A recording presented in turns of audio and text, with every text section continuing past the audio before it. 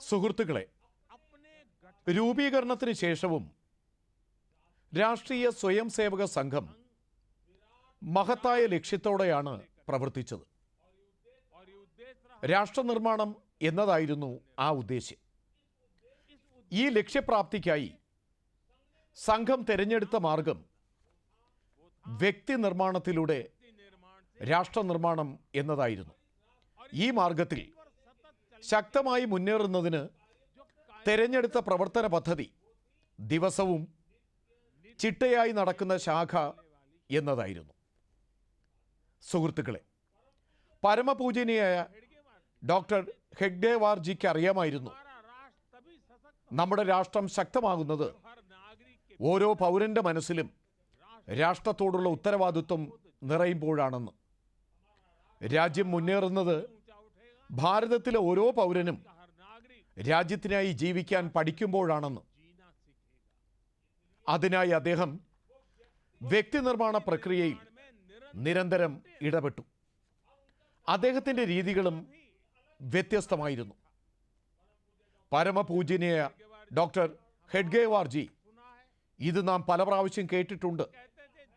അദ്ദേഹം പറയുമായിരുന്നു, എങ്ങനെയാണോ ഉള്ളത് അതുമാത്രമേ എടുക്കാനാകൂ, എങ്ങനെ വേണമോ അത്തരത്തിൽ നിർമ്മിക്കണം. മാനവ നിർമ്മാണത്തിനായുള്ള ഡോക്ടർ സാഹിബിൻ്റെ ഈ രീതി മനസ്സിലാക്കണമെങ്കിൽ നാം മൺകട്ടകൾ നിർമ്മാണം നടത്തുന്ന ആളിനെ കുറിച്ച് പഠിക്കണം. കട്ടകൾ നിർമ്മിക്കുന്ന ആൾ കല്ല് ചുടുന്നു, പക്ഷേ തുടക്കം സാധാരണ മണ്ണിൽ നിന്നാണ്. മണ്ണ് കുഴയ്ക്കുന്നു, അതിനായി പരിശ്രമിക്കുന്നു,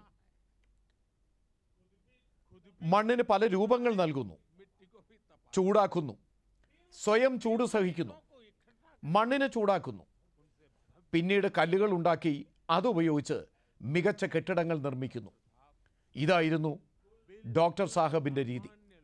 സാധാരണക്കാരെ തിരഞ്ഞെടുക്കും, അവരെ പഠിപ്പിക്കും, കാഴ്ചപ്പാട് നൽകും.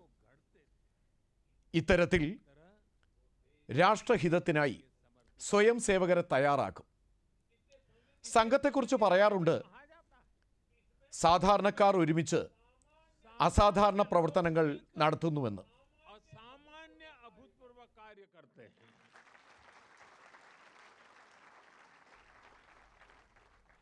സുഹൃത്തുക്കളെ, വ്യക്തി നിർമ്മാണത്തിൻ്റെ ഈ മനോഹര പ്രക്രിയ ഇന്നും സംഘത്തിൻ്റെ ശാഖകളിൽ കാണാനാകുന്നു.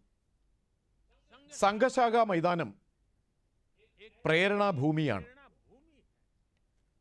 അവിടെ നിന്നാണ് സ്വയം സേവകർ ഞാൻ എന്നതിൽ നിന്ന് നമ്മൾ എന്നതിലേക്കുള്ള യാത്ര ആരംഭിക്കുന്നത്. സംഘത്തിൻ്റെ ശാഖകൾ യജ്ഞനിർമ്മാണ വേദിയാണ്.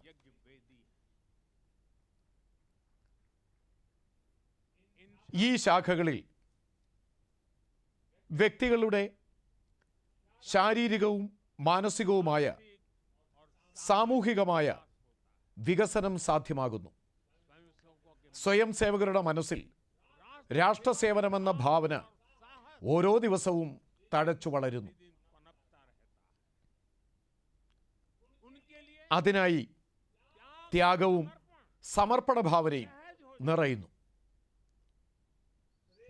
അംഗീകാരത്തിനായുള്ള മത്സരമില്ലാതാകുന്നു. അവർക്ക് സാമൂഹികമായ തീരുമാനം, സാമൂഹിക പ്രവർത്തനം എന്നീ സംസ്കാരം മനസ്സിൽ നിറയുന്നു. സുഹൃത്തുക്കളെ, രാഷ്ട്രനിർമ്മാണത്തിൻ്റെ മഹത്തായ ഉദ്ദേശ്യം വ്യക്തി നിർമ്മാണത്തിൻ്റെ ശരിയായ മേഖല ശാഖ പോലെ മഹത്തരമായ സരളമായ കാര്യപദ്ധതിയിലൂടെയാണ്. ഇത് സംഘത്തിൻ്റെ 100 വർഷത്തെ യാത്രയ്ക്ക് അടിസ്ഥാനമായി മാറി.